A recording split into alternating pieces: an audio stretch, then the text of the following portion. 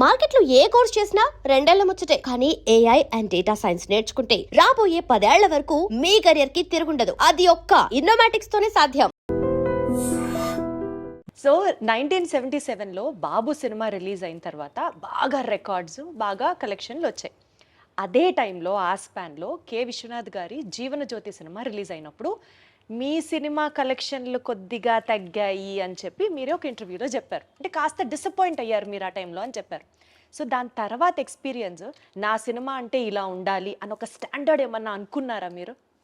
నిజంగానమ్మా నాకు విశ్వనాథ్ గారి పిక్చరు, బాపు గారి పిక్చర్ అంటే చాలా ఇష్టం. మొదట్లో అస్టాండర్డ్ కొన్నప్పుడు ఆదుర్ సుబ్బారావు పిక్చర్లు సాంగ్స్ టేకింగ్లో నా సినిమా బాగుంది 50 డేస్ వరకు బాగా ఆడుతుంది. ఈ లోపల జీవన్ జ్యోతి రిలీజ్ అయింది. నేను యాజ్ విశ్వనాథ్ గారి ఫ్యాన్ లాగా ఆ సినిమాకి వెళ్ళాను. ఎప్పుడైతే వాణిశ్రీతో ఆ సెంటిమెంటల్ పార్ట్ వచ్చిందో zoo zoo zoo zoo zoo zoo zoo zoo zoo zoo అని పాట ఉంటుంది. ఆ పాట రాగానే ఒకటే అనుకున్నా, మన థియేటర్లో ఈ ఒక్క పాట కోసం మన థియేటర్లో వాళ్ళందరూ కూడా జూ జూ జూ అంటే విశ్వనాథ్ గారి థియేటర్కి వెళ్ళిపోతారు అని స్పోర్టివ్గానే తీసుకున్నామ్మా. తీసుకుని ఆయనతో కూడా నేను షేర్ చేసుకున్నా. ఎందుకంటే అప్పటి నుంచి ఆయన అసలు ఫ్యామిలీను ఇళ్ళు ఇయ్యే తప్ప నేనేం కులుమన వెళ్ళి అక్కడికి వెళ్ళి ఇక్కడికి వెళ్ళి ఆయనలాగా తీయాలనుకునేవాడు. కానీ మళ్ళీ నెక్స్ట్ పిక్చర్కి మళ్ళీ కాశ్మీర్ అని ఇదని అదని రెస్పాన్సిబిలిటీ అంటే ఆడియన్స్కి చాలా రోజులు రాజమౌళి కూడా ఫాలో అయ్యాడు. ఒక పెద్ద పిక్చర్ తీస్తే నెక్స్ట్ ఒక చిన్న పిక్చర్ తీసేవాడిని. అవును.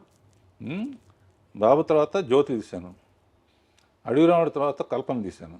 అచ్చా, అట్లా పెద్ద సినిమాలని చిన్న సినిమాలని రెండు బ్యాలెన్స్ చేయడం మీ స్కిల్. జయసుధ ఇట్లా చేసుకుంటా ఉంటే అడ్వాంటేజ్ ఏంటంటే చాలా రోజులు రాజమౌళి ఫాలో అయ్యాడు. కానీ వన్స్ మగధీరాను బాహుబలి అయిన తర్వాత ఇక అతని చేతుల్లో లేదు. చచ్చినట్టు ఇంకా పెద్ద సినిమా తీయాల్సింది. అంటే ప్రత్యేకంగా దాని వెనకాల రీజన్ ఏంటి? ఒక పెద్ద సినిమా, ఒక చిన్న సినిమా. అంటే చిన్న సినిమా అప్పుడు రాఘవేంద్రరావు సినిమా అంటారు, పెద్ద సినిమా అన్నప్పుడు ఆ పేరు ఉంటుంది. అంటే హీరో పేరు ఉంటుంది తప్పని కదా నేను చెప్పేది. మెయిన్గా అంటే రాఘవేంద్రరావు సినిమా చూడాలి, లేకపోతే దాసరి నారాయణరావు సినిమా చూడాలి. ఇప్పుడు ఏంటంటే రాజమౌళి సినిమా చూడాలి, సుకుమార్ సినిమా చూడాలి, అన్నీ అందరూ. మీ స్టైల్ ఆఫ్ ఫిల్మ్ మేకింగ్లో రాఘవేంద్రరావు గారు ఒక గ్రాండియర్ ఉంటుంది. ఒక విజువల్ స్టోరీ టెల్లింగ్ని మీరు అద్భుతంగా విజువల్స్ రూపంలో కానీ ఫ్రేమ్ సెట్ చేయడంలో కానీ మీ మార్క్ మీదే. అదే ఇందాక మీరు అన్నట్లు పెద్ద సినిమా అయినా అద్భుతంగా ఉంటుంది, చిన్న సినిమా అయినా బీభత్సంగా ఉంటుంది. ఆ ఎక్స్పర్టైజ్ మీకు సాధ్యం అంతే. నేను నిన్న క్వశ్చన్ అడుగుతాను. జ్యోతి తీశాను, దేవత తీశాను, బొబ్బులి బ్రహ్మను తీశాను, అన్నమయ్య తీశాను, తర్వాత ఇక ఫ్యామిలీ డ్రామాలు చాలా తీశాను, చాలా ఎమోషనల్ సబ్జెక్టులన్నీ. ఇన్ని సినిమాలు తీసి దాని గురించి మాట్లాడితే రాఘవేంద్రరావు పాటలు బాగా తీస్తారంటారు. కారణం ఏంటి నువ్వు చెప్పాలి. అడు చూపిస్తావా? అలా అని కాదు, బట్ అంటే అదే నేను చెప్తున్నాను కదా, ఏ ఫ్రేమ్కి ఆ ఫ్రేమ్ స్పెసిఫిసిటీ ఉన్నా light travels faster than sound అంటారు కదా. సో కొన్ని సీన్స్, కొన్ని సాంగ్స్, ఎస్పెషల్లీ మీరు సాంగ్స్లో యూజ్ చేసే కొన్ని ప్రాపర్టీస్ అట్లా నిలబడిపోతాయి అంతే. అది వేరే లెవెల్ అంతే. అంటే అది మెయిన్ తెలివితేటలను డామినేట్ చేసి అంటే ఇంకా మా మైండ్ని డైవర్ట్ చేసేసి మీరు చూపించే ఆబ్జెక్ట్స్, ఎస్పెషల్లీ ఫ్రూట్స్ యూసేజ్ కానీ, ఎస్పెషల్లీ ఫ్లవర్స్ యూసేజ్ కానీ మీ తర్వాతే అంతే, ఇంకా అందులో తిరుగులేదు. పూజ్యులు వెంకయ్యనాయుడు గారు కూడా ఎప్పుడైనా స్టేజ్ మీద స్వర్ణ భారత్ అనే అవును ఒక ట్రస్ట్ నడుపుతున్నారు. బాగా చాలాసార్లు వెళ్ళాను, బాగా నడుపుతున్నారు, బ్రహ్మాండంగా ఉంటుందని. ఆయన ఏ స్టేజ్ మీద చెప్పినా కూడా రాఘవేంద్రరావు సినిమా అంటే స్వర్గాన్ని నేల మీద తీసుకున్నట్టే. అసలు ఒక హీరోయిన్ని ఇంత అందంగా మరి ఏ దర్శకుడు చూపించలేనంత విధంగా ఆవిడ ఎంట్రీ కానీ మీరిచ్చే ఆ షార్ట్స్, ఆ పూలు మధ్యలో అసలు వేరే లెవెల్. రాఘవేంద్రరావు గారు అదృష్టం చేసుకొని ఉండాలి అంతే ఆ సినిమాలో, మీ సినిమాలో నటించాలన్నా, ఒక చిన్న భాగం అవ్వాలన్నా. నువ్వు కూడా చేద్దు కానీ ఎప్పుడైనా. ఆహా, తదాస్తు.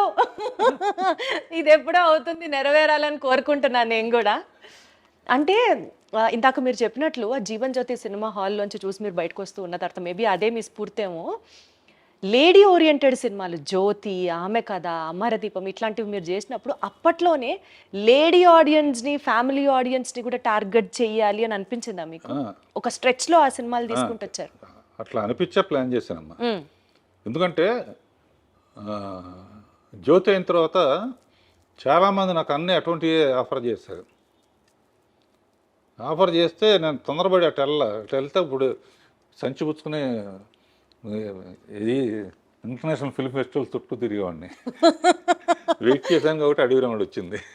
అదే కదా అసలు ఆ సినిమా కలెక్షన్లు రాఘవేంద్రరావు గారు అప్పట్లోనే 4 కోట్లు, ఇవాళ రోజున 5,000 కోట్లతో సుమారుగా అప్రాక్సిమేట్గా సమానం. అవును, జనాభా లెక్క ప్రకారంగానే బాబోయ్, అసలు ఆ రోజులో 4 కోట్లు వసూలు చేసింది అడవి రాముడు ఫస్ట్లో. అంటే లేడీ ఓరియంటెడ్ సినిమాలు, ఫ్యామిలీ సినిమాలు చేసే మీకు అప్పట్లో ఒక మాస్, ఒక కమర్షియల్ సినిమాని తీయాలి, అప్పటి లెజెండరీ యాక్టర్ ఎన్టీఆర్ గారితో మీరు చేయడం అనేది, ఆ డెసిషన్ తీసుకోవడానికి మీకు ఇన్స్పిరేషన్ ఏంటి? అసలు ఆయన ఒప్పుకున్నాడు నా డైరెక్షను అని తెలియగానే ఇక ఆయన సినిమాలు మళ్ళీ ఒకసారి బెదవాడ వెళ్ళిపోయి ఒకసారి రిలీజ్ అయ్యాయి కదమ్మా. ఆయన సినిమాను చూశాను. ఆయన కనపడితేనే పూలు వేయటం లేకపోతే హారతలు వేయటం చేస్తారు. నడిచి వస్తేనే అలా చేస్తున్నారు. ఏనుగు మీద వస్తే ఎలా ఉంటుంది అని ఏనుగు మీద, అవును, గజారోహణం ఏదో అంటారుగా. ఏనుగు మీద వస్తే, ఏనుగు మీద రావాలంటే అడవికి వెళ్ళాలి. అడవికి వెళ్ళాలంటే వాడు టార్జాన్ అయి ఉండాలి. టార్జాన్కి సూట్ అవ్వదు. అప్పుడు ఏం చేయాలని ఆలోచించి ఎప్పుడు ఫారెస్ట్ ఆఫీసరు విలన్స్ కుమ్మక్కవుతారు. ఈ సిన్సియర్ ఆఫీసర్గా ముందే ఆఫీసర్గా వెళ్తే డ్యూయట్లకి రొమాన్స్కి ఛాన్స్ ఉండదు. ఎన్ని ఆలోచించారు అసలు. అందునే ఫస్ట్ ఎన్ని స్టడీ చేయడానికని మామూలు మనిషిగా వచ్చి అక్కడున్న ట్రైబల్స్ని వాళ్ళ గొప్పతనం చెబుతూ కొన్ని రోజులైన తర్వాత నాకు భయం వేస్తున్నాను. అప్పటికి రామారావు కృష్ణుడి ఫోటోలు కానీ రాముడి ఫోటోలు కానీ ఇళ్లలో పెట్టుకునేవాళ్ళు. ఈ పిక్చర్ మనకు ఆడకపోతే ఇక మన కెరీర్ ఏమైపోతుందన్న టెన్షన్తో కృషి ఉంటే మనుషులు దృష్టిలో అవుతారనే పాట క్రియేట్ చేసి మీరేం తక్కువ వాళ్ళు కాదు అని చెప్పి, గొప్ప అని చెప్పి, ఏకలవ్యుడు, వాల్మీకి, రాముడిది నా కోరిక ఏంటంటే ఈ సినిమా ఆడితే సంతోషం, ఆడకపోతే మళ్ళీ ఆయన్ని చూసేది కాదు. సరే, రాముడు ఎట్లా ఉంటాడో మనకు తెలియదు, ఆయనలాగానే ఉంటాడు. చాలామంది అంటారు నిజంగా రాముడు ప్రత్యక్షమైనా కూడా నువ్వు కాదులే అంటారు. అంత బ్రాండ్ ఉంది దానికి, కృష్ణుడు కానీ రాముడు కానీ. నా కోరిక ఏంటంటే లాస్ట్ షాట్ రాముడుగా చూడాలని మనసులో అనుకుని ఆ షాట్ లాస్ట్లో తీసి ఆ శబరి చేసే యాక్షన్ని యాక్ట్ చేసి చూపించి కాళ్ళకి నమస్కారం. జన్మదినమైంది అనుకున్నాను. ఆయన కారు ఎత్తెత్తు ఫస్ట్ టైం అవుట్డోర్కి వచ్చారమ్మా ఆయన. అంతకుముందు అంతా గిండి ఊరు అటు వచ్చేవారు కాదు. It is green memory in my life brother అన్నారు.